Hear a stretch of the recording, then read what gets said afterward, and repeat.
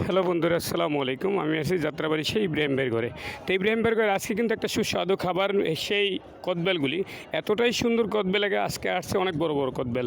তাই কদবেল কিন্তু একটা কেমিক্যাল মুক্ত কদবেল, সেটা আপনারা সবাই খেতে পারবেন। তাই ডায়াবেটিসের রুগীরাও খেতে পারবে।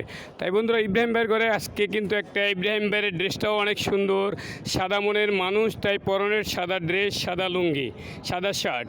তাই বন্ধুরা, আজকের কিন্তু ইব্রাহিম ভাইয়ের খুব মনটাও ভালো, তাই ফুটফুট একটা হাসি। কারণ ফল যদি ভালো হয়, মন ভালো হয়, মন ভালো হইলে ব্যবসা ভালো হয়। তাই ব্যবসা আজকেটা হয়তো ইব্রাহিম ভাইয়ের ব্যবসা বাণিজ্য অনেকই ভালো, তার জন্য তার মনও ভালো।